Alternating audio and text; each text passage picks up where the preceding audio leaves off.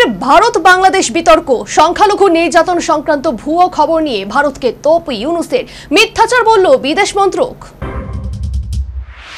ভারতের অন্যতম বিশেষত্ব হলো ভুয়ো খবর।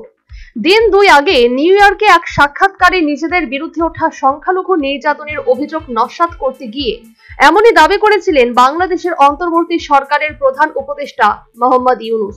এবার তাকে পাল্টা জবাব দিল বিদেশ মন্ত্রক। মন্ত্রকের মুখপাত্র রণধীর জয়সওয়াল সাফ ইউনূসের এই মন্তব্যকে মিথ্যাচার বললেন। তার মন্তব্য, আমরা এই ধরনের ভিত্তিহীন অভিযোগকে মিথ্যাচারের শামিল বলেই মনে করি। বাংলাদেশের অন্তর্বর্তী সরকারের প্রধান উপদেষ্টার এই মন্তব্য প্রত্যাখ্যান করছি। রাষ্ট্রসংঘে বক্তব্য রাখতে চলতি সপ্তাহের প্রথমার্ধে নিউ ইয়র্কে ছিলেন বাংলাদেশের অন্তর্বর্তী সরকারের প্রধান উপদেষ্টা মোহাম্মদ ইউনূস। সেখানে এক সংবাদ মাধ্যমকে সাক্ষাৎকার দিতে গিয়ে হিন্দুদের উপর নির্যাতন নিপীড়নের অভিযোগ তিনি নাকচ করেন।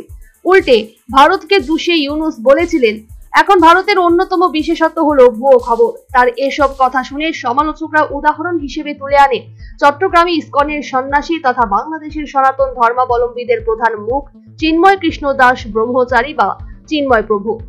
দেশদ্রোহিতার অভিযোগে তাকে দীর্ঘদিন ধরে কারাগারে বন্দী করে রাখা হয়েছে। এমনকি আইনি লড়াইয়ের সুযোগ পাচ্ছেন না তিনি। বারবার জামিন খারিজ হয়ে যাচ্ছে। ফলে সংখ্যালঘু অত্যাচার নিয়ে ইউনূসের দাবি যে ঠিক নয়, সেটাই মত বিশেষজ্ঞদের। এবার ভারতকে জড়িয়ে ভুয়ো খবর সংক্রান্ত ইউনূসের মন্তব্যের তীব্র বিরোধিতা করল বিদেশ মন্ত্রক। শুক্রবার বিদেশ মন্ত্রকের মুখপাত্র রণধীর জয়সওয়াল সাংবাদিক বৈঠক করে সাফ জানালে, এই ধরনের মিথ্যাচার ও ভিত্তিহীন অভিযোগ সম্পূর্ণ প্রত্যাখ্যান করছে New Delhi. Bureau report, news vanguard.